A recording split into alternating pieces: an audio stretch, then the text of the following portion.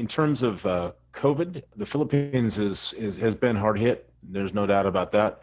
We are in a lockdown. We've had a couple of different waves. As you can see, the top line there is the U.S. followed by India and Brazil. So Philippines has been less hard hit than places like India, but it has breached over a million cases just last week. So within distress, there clearly will be opportunities. Winding back the clock back to 1997, the 1997, which was really the last major financial crisis, real estate crisis we've had of significant, which saw deflation, asset prices, et cetera, gave birth really to the whole BPO sector, with the currency being cut in half, and it made the labor arbitrage element. So there will be some upsides as well, which we'll go over. Next slide. In terms of the economic overview, we were about a negative 14% last year. This year, we're looking at, according to the World Bank, about 5.5%. Philippine government's looking to as high as 7.5%, and the ADB's about 4.5%. And with 2022 looking even rosier, and also that will be a presidential election year as well. So look for some surge over that. So look for about 6.5% next year. According to the World Bank, ADB is looking at conservative 5.5%, and the Philippine government will reach 6.5% and 7%. So there will be growth, and clearly we'll talk a little bit about why. Next slide. Overseas remittances, obviously a huge driver. BPO is a big driver. Remittances is a big driver. If you can link your business to the BPO sector, if you link it to remittances, you probably had a winning business. Despite last year being hit extremely hard, remittances were only down about 0.8%, and they're looking for a 7% uptick this next year. So that will be a big driver for the economy as well. Next slide. The other big driver, which really conquers all, it's really the demographics. It's really the sweet spot of the countries. When we say demographics, we're talking about people, the age of people in the workforce. So the slides here show India and the Philippines have very similar demographics. If you look at Japan on the far left, or South Korea, it's an aging population, similar to Europe or the U.S. So India, the Philippines, and Vietnam do have that secret sauce of young people in the workforce, willing to work hard, smart, educated, et cetera. But they're also in that sweet spot. So, and they're also in the sector where they're less susceptible to basically the very negative effects of fatalities related to COVID. So that's positive. Also, with certain industries being hit, it's no surprise. Tourism, hotels is getting hit extremely hard. Travel, extremely hard. So you're seeing a lot more of these workers becoming available in the call center BPO market. That market as well, been very difficult to hire people, et cetera. Also seen a lot of overseas foreign workers come back. So we're going to look for a very plentiful labor market once there is a rebound. And, there will be a rebound, and there is light at the end of the tunnel. Infrastructure. So this government actually has done a good job getting infrastructure built. I mean, some of it's a hangover from other governments, but actually the pandemic has allowed construction to happen quicker, whether it's on Tiplex or Skyway Phase 3, the Rockwell Bridge, Calax, Santa Monica Lawton Bridge. So with no traffic and people being locked down, these construction projects have continued on. So this has opened up a lot more opportunities in the real estate sector. And in terms of the ability to get to some of these major residential developments, it's really cut that time in half. Next slide. In terms of the real estate overview, 2021 is looking extremely positive for the industrial, logistics, and urban residential REITs. In terms of flexible office setups and workplace mobility, that's also another area of significant growth. In terms of this is really the year of the tenant. I say that the ability for tenants to renegotiate rates, et cetera, in terms of tenants to renegotiate rents, innovatively structure deals, et cetera. So we're looking at deal structures that look at things like contribution towards tenant improvements, rationalizations of office space, new workplace solutions, developers also repositioning some of their offices into retail space, and also putting a lot of these assets under the REIT sector. So it shifted really very much from a landlord's market to a tenant's market. In 2021, the work from home also has really taken off, and people talk about the ability to understand commercial real estate, commercial office real estate. The only way to understand office space in this market today is you need to understand the residential market. And by understanding the residential market, as Liam talked about, everybody's experienced some work from home this year. So in terms of understanding that, you might reduce office space, you might rationalize it, you might sublease space, but everybody now needs to understand the balance between time in the office versus time at home. And the tenants market should include new incentives. There's a plethora of options that have come out with creative restructuring, creative financing, repurposing of offices. REITs have been a significant factor because a lot of developers now, they're having a hard time getting profit out of their business. So they're moving towards looking to shore up their balance sheets, looking to recycle capital. So these are all things that have made this market very dynamic and excellent for negotiating as a tenant. Next slide, please. In terms of residential, this is the slide with regards to, it looks at how much do you get for $1 million? In Monaco, you would get 15 square meters. In Manila, you get 314. In Shanghai, you get 50. So this shows how far you can stretch the peso and how far in terms of prime residential, how far that dollar goes. This is a Knight Frank global survey. So this does show that in terms of Manila, that's why high-end residential, especially on the office side, has really held its value. This slide should be particularly useful to a lot of our viewers watching with regards to what's happened if you live in Forbes Park, Dos Marinas, Urdaneta Village, Baer, San Lorenzo, Magallanes Village, etc., Ayala Alabang. These have all been some of the prime residential villages. We have seen distress in certain sectors. We have not seen distress on the high-end residential housing sector in the house and lot size sector. Forbes Park now is trading about 450,000 pesos per square meter or more. Over the years, you've seen a capital appreciation then just since 2014, about 125%. So about 12% per annum. So following similar numbers in Dos Marinas, Urdaneta, Baer, San Lorenzo, Magallanes, also Ayala Alabang. Ayala Alabang here is a relative bargain comparison to Makati, et cetera. And also what Leon talked about in terms of trends, there is a trend for people to want to move outside the city. Decentralization, et cetera. There's decentralization, there's centralization, but also what we need to think about is, what was the Philippines like pre-COVID? Do we want it to go back to that pre-COVID normal, or do we want to create a new, better normal?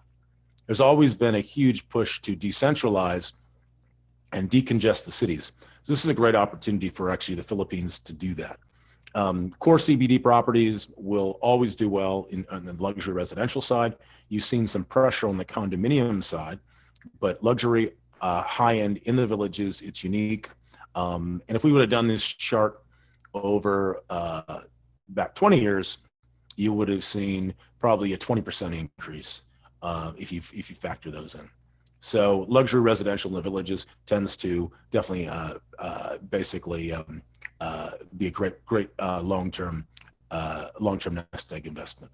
What happens when you shut down the airlines? You can't fly, et cetera. You go buy out in Batangas, you go out in Punta Fuego or whatnot.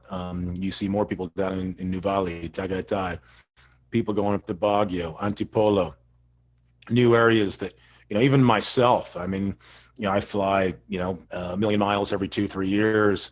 I hadn't been a plane for 14, 15 months. So what do people do? Where can you get property within half an hour and 2 hours drive? And Batangas has been great for vast space, greenery, rustic charm. Antipolo, winds, quiet. Nuvali, Tagaytay, great views, etc. Baguio, I mean, to get up to Baguio with the new infrastructure we talked about, provided it's cut the time in half. If you, La Union used to take 10 hours, now it takes 4. So it's given rise to a whole new beach community as well. So look for some great opportunities also in the distressed sector outside of town. If you're on an island property, you're getting hammered because you basically had no revenue as a hotel resort owner on some of these islands, maybe in a year, and it might be 2 years. So there'll be some real premium opportunities for developers in some of these pocket areas, driving distance of Metro Manila, and some real distress opportunities in the islands. Some, Liam talked a little bit about some of the global phenomena. So industrial logistics, it's a defensive sector globally. So retail's loss, shops pain is industrial logistics gain. So this sector is definitely a winner. And it's been driven by a lot of different reasons. We'll go into those, but we're also looking at repurposing. So commercial and retail's converted into storage. And, not just post-pandemic, but pre-pandemic, we saw cold storage boom. And it'll now be even ever present as we bring in more of the vaccines in. So industrial logistics, that's really an easy win with some huge opportunities there. Look for other niche opportunities like self-storage as well to come out there, distribution centers, dry storage, et cetera, on specific cold storage for the vaccines. Okay, real estate investment trust. We lobbied really hard. We helped get the legislation passed in 2007. It took us until up about, in terms of getting the implementing rules and regulations, didn't really get it done until about 24 months ago. That's gone through. The ILA REITs, the A REITs gone through. Slow start, picked up, did extremely well. There's about 5 of the developers in the pipelines looking to follow suit. Double Dragons come out of the box, probably similar to slow out of the box, but look to creep upwards. Look for a lot of expansion in this sector. Mainly, I think initially people looked at listing a lot of their retail assets. Now they focused on the office. So look for a lot more real estate investment trust to help move the market. And also this will bring in a lot more overseas capital. And REITs are all about paying out 90% of their earnings to shareholders. So Joe Sixpack, the man in the street, can earn alongside the big guy. So pretty good investment across Southeast Asia. And look for this to be a great way to generate liquidity and also to see more velocity in the sales market. So across the sectors, in terms of best to worst, the industrial sector, very stable for demand, slam dunk, easy opportunity. Obviously, look at price inflation, still huge opportunities for investment. The residential, high-end villages stayed stable. Resort properties within 2 hours distance of the Metro Manila with good amenities has boomed. Condos have gone under pressure. Lease rates have dropped. Capital values have dropped. So some opportunities to pick up maybe some distressed residential from individual owners. Office sector, I think it's gotten hit hard, similar to most of the markets. Work from home, as we've seen, does not work very well. Why doesn't it work very well? Because of multi-generational households. It's a blessing in disguise. The internet connections aren't very good, so people need to get into the office. And the bulk of our workforce is young, very difficult to train a workforce if they've never met face-to-face with their mentors and colleagues. So we found that secret sauce is getting the young folks back into the office. So, and hub and spoke will have an opportunity to come in. Maybe it will be, staggered workforce, staggered teams, et cetera. But these are all opportunities for the office sector. So will be some niche opportunities in there as vacancy rates have gone up and lease rates have, and you've got a record supply coming on as well, and lease rates have come down. POGOs aren't coming back. These Philippine overseas, a lot of the mainland Chinese overseas game companies. So office sector will be opportunities there. The hardest hit retail and hotels and resorts. I like those sectors as a distress play. Retail's got to reinvent itself globally here. People like to mall. They like to go. Malling's the sport here. They like the aircon. They like to go in there. There will be opportunities in repositioning retail into residential, into office, into storage, et cetera. And hotel and resorts, especially the island resorts, absolutely hammered. So that will be the biggest drops, most distress, and hence biggest opportunities for equity or debt players as well. And also other specialist classes such as data centers will come up the chain as well. Yeah, just going back to the that office slide as well.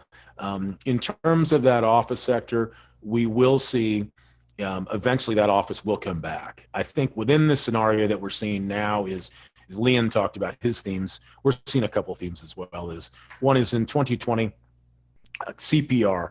We talked about what does it take to survive in a double black swan, which probably a triple black swan event. It's cash. Without cash, you can't. Without oxygen, your business doesn't survive. People don't survive. So you need to pivot and pivot quickly, and you need to be resilient. That was the theme for 2020. That remains. But in 2021, we move into the R's, which is, since you've been able to preserve cash, hang on your business, pivot and be resilient, great opportunity to reimagine things, create land bank, look for distressed opportunities, reposition what you're focused on. Maybe you were a niche retail player. Maybe you're going to go to industrial logistics now, but great opportunity to also build your land bank and reposition. We're seeing reinvention all over the place. Certain sectors. I mean, if you're a hotel developer, you're probably changing. You're going into maybe a niche residential play, or you're moving into the industrial logistics. So flexibility is going to be key. The one man's loss is clearly another man's gain. So this is the best opportunity that we've seen since the Asian financial crisis, 1997, which hit 1998, 99, and we had a lot of the asset management SPVs set up. So the problem with a lot of these crises, you look at the U.S. markets, I'm sure Europe's the same, is they don't get distressed enough. You don't see prices come off too much. In the U.S. or the U.K., you'll have stimulus package, you'll have bailouts that will inject money into the economy. So that is a problem for real estate investors, distressed debt buyers, because the market isn't affected, and it's probably falsely propped up. Philippines and a lot of the Southeast Asian markets or Thailand don't have that problem because the government doesn't have the ability to inject the funds, and there isn't going to be a safety net. So either the banks will extend and pretend loans, or they'll call their loans, or people will distress or basically sell off non-core assets to basically protect their main business. So this is a huge opportunity in the Philippines that we haven't seen really since 1997. We saw a little bit of a blip post-SARS when Hong Kong, not a very good time to buy, post-SARS in 2003. 2007, global financial crisis, didn't really affect the Philippines too much. Other areas of opportunity is sources of capitalization. There was enough local money and local capital to get most deals done. Now this market will need to go out, and they've gone out to the REIT markets, the major players, the Taipans. There's not one big family, one big Taipan organization. One of their businesses hasn't been hit, whatnot. So, and they will come back. They will be able to raise capital. You've seen some of the airlines here raise capital, whatnot. So, but this is also a great opportunity for select opportunities in overseas equity and also debt funds. So this market will now need foreign capital.